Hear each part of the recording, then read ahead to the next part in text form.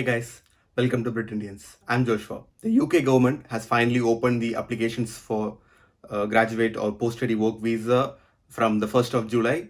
So in this video, I'm going to tell you about how to apply for the visa, the eligibility, how long you can stay, how much does it cost, documents you need for the visa, what you can and cannot do in this visa. So without any delay, let's get into the video.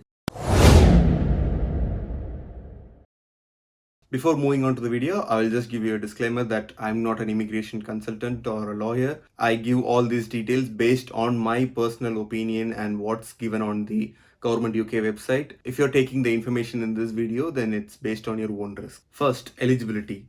You can apply for the graduate visa if you have these following things.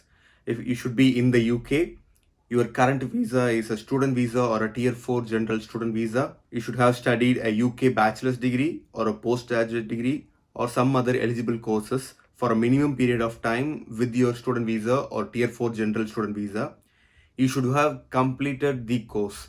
So it just says that you should have successfully completed the course. So they haven't mentioned anything about failing in subjects and then passing it afterwards. So you should have completed the course within the given duration. So if they have given a duration of 1 year, you should have completed the course within that 1 year. So that is the requirement. So which courses are eligible? You usually must have one of the following to apply: a UK bachelor's degree, a UK master's degree, or a UK PhD or doctorate degree.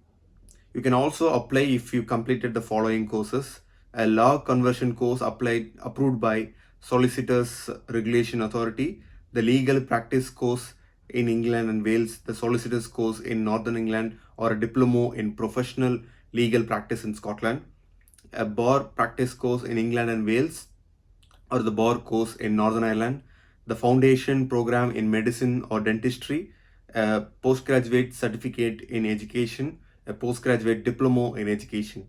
So if you have any of these qualification also, you can apply for this graduate visa. If you don't know whether your course is eligible or not, you have to contact your university and ask them whether this course is eligible for the graduate or post-study work visa. You don't need to show any funds or you don't need to show any English language requirement for this visa. Some people are asking me what is the difference between graduate visa and post-study work visa. Both are the same. Previously it was known as post-study work visa and now they have given the name as graduate visa. So how long you should have studied in the UK? So you need to have studied in the UK for at least 12 months or for the full length of the course, whichever is shorter. You may also be in the UK when you apply for the graduate visa. So that's what they're insisting. So you should be inside the UK when you're applying for the graduate visa. For example, if you're taking a 1 year master's course but left the UK during term breaks or on weekends, that would still count on studying the UK for 1 year. So if you even during your master's course you're going back to India and coming again, that doesn't matter. If you're finishing the course for the 1 year duration, then that is what they need. Due to coronavirus, some people couldn't travel to UK. So for them, if you have completed your course, that is fine, and you should be inside the UK within the dates given by the GOV. So the government has given you some dates within which you should reach in the UK before you complete your course. So within that dates, you should try to come to UK and apply for the visa. So how long can you stay in this visa? So a graduate visa lasts for 2 years. For if you are doing a master's degree, it's for 2 years, and if you're doing a PhD degree or a doctorate, it's for 3 years. Your visa will start from the day your application is approved. So your visa start date will be from the date your application is approved in the government. Can you extend this visa or can you get a PR through this visa? You cannot extend the graduate visa. You cannot get a PR through this visa. So if you want to continue to stay in the UK, then you should change to a skilled worker visa or investor visa or a startup visa or an exceptional talent visa. So you cannot continue with the graduate visa in the UK. You have to change to any of these visas. And when you change to that visa only, your timeline for your 5-year PR will start. So if you're going for a 10-year route, yes, you can add this graduate visa in the timeline. But if you're going for a 5-year route, like the skilled worker visa, only the time you get your skilled worker visa, your clock will start. When to apply? You must apply before your student visa or a tier 4 visa expires. So at the time of your application, you should have a valid student or tier 4 visa.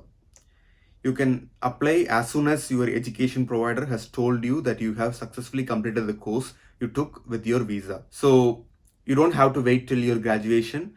You can apply as soon as you get your final results. So this is the main step, guys. Don't forget, email your university and ask them whether they have told the home office that you have completed the course. Because if they haven't informed the home office about your course completion, then if you apply for the visa, you will get rejected.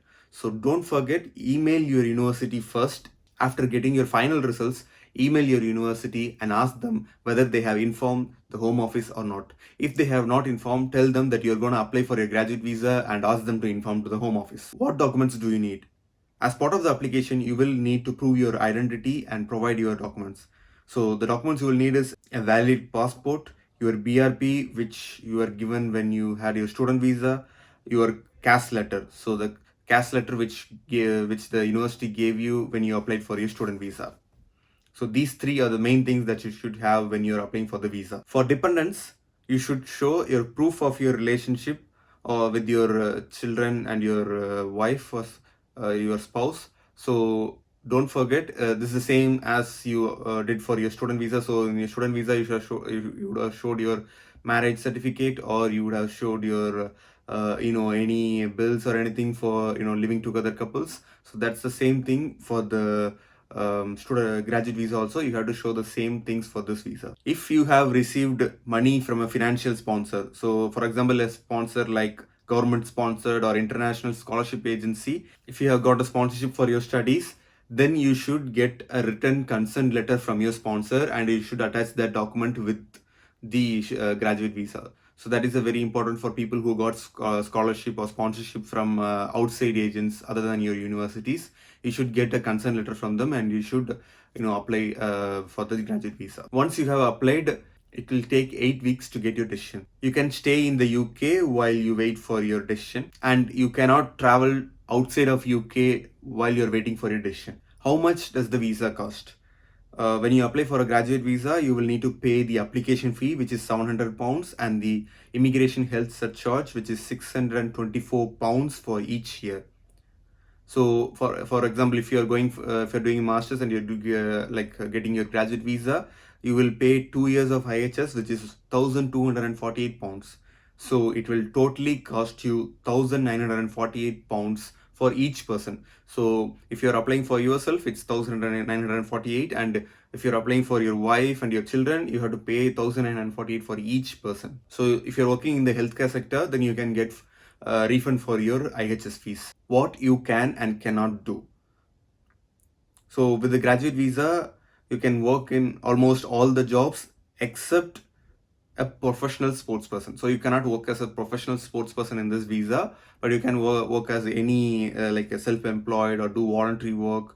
You can do any other works in this visa, but you can't work as a professional sports person. So receiving your decision and your visa. There are two ways of applying for the visa. So one is digitally and one is through online application. So if you have applied digitally, then you will get a e-visa. People who have applied to other visas inside UK, they may know that there is a digital platform. I will explain about this total application process in a separate video. If you have applied digitally, then you will get a e-visa which you can have in your mobile or laptop, and then you can show it anywhere for your right to live in UK. Once you have received your visa, then you can travel in and out of UK. There won't be any restrictions. I hope this video was useful for you. I will make a dedicated video for how to make the application. So my next video will be that. You can check that out. I will just link it here once I finish the video and upload it.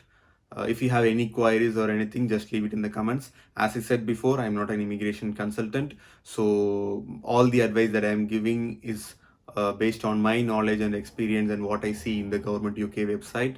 If you want any personal immigration advice, then you should approach an immigration consultant or an advisor. If you like the video, hit the like button, share the video and subscribe to the channel.